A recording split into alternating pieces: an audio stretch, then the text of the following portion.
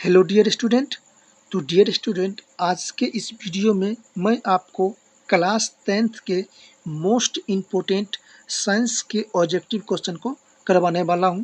आपका कितना सही होता है कितना गलत होता है उसका जवाब कमेंट सेक्शन में ज़रूर दीजिएगा। डियर स्टूडेंट, मैं आपको जो भी साइंस का आज ऑब्जेक्टिव करवाऊँगा वो आपके सीधे फाइनल एग्जाम में आने वाला है। तो ज़रूर आप लोग इस वीडियो को शुरू से लेकर लास्ट तक देखिएगा।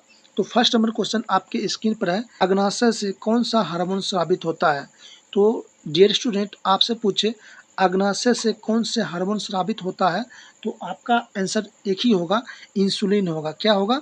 इंसुलिन होगा, यानी कि ऑप्शन नंबर डी आपका सही जवाब है। अगला नंबर क्वेश्चन है आपका, सजीव जीवधारियों द्वारा किस प्रकार के नाइट्रोजन पदार्थ का उत्सर्जन होता है। तो देखिए, सजीव जीवधारी होगा ना, उसमें आपसे पूछे किस प्रकार का नाइट्रोजनी पदार्थ जो उत्सर्जित होता है तो उसका जवाब आपका जवाब होगा इनमें सभी, यानी कि यूरिया में क्या होता है, नाइट्रोजन ही होता है। अमोनियम भी होता है, नाइट्रोजन ही होता है। और यूरिक अम्ल जो होता है उसमें भी क्या होता है डियर स्टूडेंट, नाइट्रोजनी होता है। यानी कि ऑप्शन नंबर डी आपका सही जवाब होगा। तीसरा नंबर क्वेश्चन है, विक्रय सहायता प्रदान करता है। विक्रय किसे सहायता प्रदान करता है। तो डियर स्टूडेंट, आपका जवाब होगा उत्सर्जन को सहायता प्रदान करता है। क्या करता है? उत्सर्जन को सहायता प्रदान करता है, यानी कि ऑप्शन नंबर सी आपका सही जवाब है। अगला नंबर क्वेश्चन है, निम्नलिखित में कौन मनुष्य का एक उत्सर्जी अंग नहीं है। जब भी आपको पूछे कि मनुष्य का उत्सर्जी अंग नहीं है, ऑप्शन के आधार पर आपसे पूछा जा रहा है, तो आपका डियर स्टूडेंट आंसर होगा, कौन होगा? अग्नाशय जो है ना, वो क्या है? मनुष्य के एक उत्सर्जी अंग नहीं है। ठीक है, यानी कि ऑप्शन नंबर सी आपका सही जवाब है। अगला नंबर क्वेश्चन है, पादप हार्मोन का एक उदाहरण है। तो पादप हार्मोन का उदाहरण पूछे तो आपका आंसर होगा डियर स्टूडेंट, यानी कि ऑप्शन नंबर ए, यानी कि IAA जो होता है यही होता है क्या? पादप हार्मोन का एक उदाहरण होता है। ठीक है डियर स्टूडेंट। अगला नंबर कहता है कि खुला परिवहन तंत्र पाया जाता है। क्वेश्चन ये आपके लिए बहुत ज़्यादा इंपॉर्टेंट है डियर स्टूडेंट। तो आपका आंसर होना चाहिए, एक ही आंसर आपका होगा डियर स्टूडेंट, होगा ऑप्शन नंबर बी, यानी कि तितली जो होता है उसमें क्या होता है कि खुला परिवहन तंत्र होता है। ठीक है डियर स्टूडेंट। अगला क्वेश्चन है, सबसे छोटी अंतःस्रावी ग्रंथि किसमें होता है। तो इसका जवाब आपका एक ही होगा डियर स्टूडेंट, ऑप्शन नंबर सी।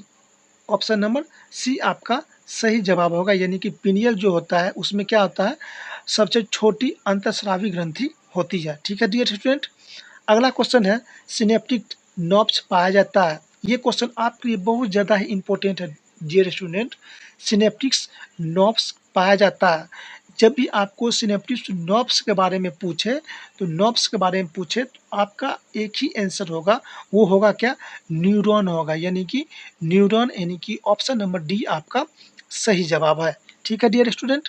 अगला नंबर क्वेश्चन है, थायरॉक्सिन हार्मोन के संश्लेषण में किस प्रकार आवश्यक है। तो इसका जवाब आपका होगा डियर स्टूडेंट, क्या होगा? आयोडीन है ना, आयोडीन से क्या होता है, थायरॉक्सिन हार्मोन का संश्लेषण आवश्यक पड़ता है। ठीक है डियर स्टूडेंट। अगला क्वेश्चन है, फल पकाने वाला हार्मोन कौन है। जब भी आपके पूछे फल पकाने का हार्मोन कौन सा है तो आपका आंसर होगा डियर स्टूडेंट, क्या होगा? एथिलीन होगा। क्या होगा? एथिलीन होगा, यानी कि ऑप्शन नंबर ए आपका सही जवाब है। अगला क्वेश्चन है डियर स्टूडेंट, मनुष्य के कपाल तंत्रिका की संख्या कितनी होती है। क्वेश्चन को समझिएगा, क्या कर रहा है? तंत्रिका कर रहा है, तंत्रिकाओं की संख्या कितनी होती है ये पूछ रहा है आपसे, बताइए। तो इसका आंसर होगा dear student, option number A आपका सही जवाब है। यानी कि जब भी आपसे पूछे मनुष्य के कपाल में तंत्रिका की संख्या कितनी होती है तो आपका जवाब होगा डियर स्टूडेंट, तो 12 होता है, यानी कि ऑप्शन नंबर ए आपका सही जवाब है। अगला नंबर क्वेश्चन है, मस्तिष्क का कौन सा भाग में गंध पहचानने का केंद्रक है। जब भी आपसे पूछे मस्तिष्क का किस भाग में गंध पहचानने का केंद्र है तो आपका जवाब होगा डियर स्टूडेंट, अग्रभाग, यानी कि ऑप्शन नंबर बी आपका सही जवाब है। यानी कि अग्रभाग में क्या होता है कि गंध पहचानने का शक्ति होता है डियर स्टूडेंट। मनुष्य के शरीर की सबसे बड़ी ग्रंथि कौन सा है तो आपका आंसर क्या होगा डियर स्टूडेंट, तो आपका आंसर होगा लीवर, यानी कि ऑप्शन नंबर ए आपका सही जवाब है। ठीक है डियर स्टूडेंट। अगला नंबर क्वेश्चन है, ग्वाइटर अथवा घेघा पनपता है, कहाँ पर पनपता है। तो ये डियर स्टूडेंट पनपता है किसमें? आयोडीन में पनपता है, यानी कि ऑप्शन नंबर बी आपका सही जवाब है। अगला नंबर क्वेश्चन है, थायरॉक्सिन का सेवन कहाँ होता है? थायरॉक्सिन का सेवन कहाँ होता है? तो डियर स्टूडेंट, इसका आंसर होगा आपका ऑप्शन नंबर ए, थायराइड में होता है। किस में होता है? थायराइड में होता है। ये क्वेश्चन आपके लिए VPI है डियर स्टूडेंट, याद रखिएगा। मानव में डायलिसिस थैली होती है, क्वेश्चन को समझिएगा। मानव में डायलिसिस कहाँ पर होता है? डायलिसिस थैली जो होता है वो कहाँ पर होता है? तो इसका जवाब होगा आपका dear student option number A, यानी कि नेफ्रॉन में क्या होता है? डायलिसिस थैली होता है, यानी कि ऑप्शन नंबर ए आपका सही जवाब है। अगला नंबर क्वेश्चन है, दांत की सबसे ऊपरी परत को क्या कहते हैं? क्वेश्चन को समझिएगा। दांत के सबसे ऊपरी परत को क्या कहते हैं? तो ऊपरी परत को हम लोग कहते हैं ऑप्शन नंबर बी, यानी कि एनामेल कहते हैं। क्या कहते हैं? एनामेल कहते हैं, यानी कि ऑप्शन नंबर बी आपका सही जवाब है। अगला नंबर क्वेश्चन है, कौन सा पादप नियंत्रण फल बेचने वाले द्वारा उपयोग किया जाता है? जब भी क्वेश्चन आपसे पूछे फल बेचना या नियंत्रण बोले तो आपका जवाब एक ही होगा dear student, option number C, यानी कि इथिलीन जो होता है वो क्या होता है कि जो फल बेचने वाला जो होता है उसका उपयोग ये करते हैं। किसका उपयोग करते हैं? तो इथिलीन का उपयोग करते हैं। अगला नंबर क्वेश्चन है डियर स्टूडेंट आपके, वह संरचना जो उद्दीपन की पहचान कराता है क्या कहलाता है? तो उसको हम क्या बोलेंगे? उद्दीपन का जब भी आपसे पूछे, उद्दीपन का पहचान कराने के बाद आपसे पूछे तो आपका जवाब होना चाहिए, एक ही होना चाहिए, कोई होगा ग्राही होगा, यानी कि ग्राही। ऑप्शन नंबर ए आपका सही जवाब है। अगला नंबर क्वेश्चन है कि निम्नलिखित में कौन सी एक अंतःस्रावी और बाह्यस्रावी ग्रंथि दो प्रकार की होती है? तो ये आपसे पूछ रहा है अंतःस्रावी ग्रंथि और बाह्यस्रावी जो ग्रंथि होता है वो दो प्रकार की, वो कौन सा है?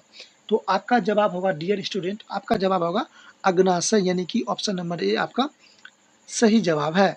अगला नंबर क्वेश्चन है, कौन सी अंतःस्रावी ग्रंथि विकृत के दोनों ओर ऊपर स्थित होता है? क्या कह रहा है कि अंतःस्रावी ग्रंथि विकृत के दोनों ओर ऊपर स्थित हो। इसका जवाब आपका होगा dear student option number D, यानी कि एडिनल जो ग्रंथि होता है उसको ऊपर क्या होता है? दो बीकर ऊपर ऊपर की ओर स्थित रहता है, यानी कि ऑप्शन नंबर डी आपका सही जवाब है।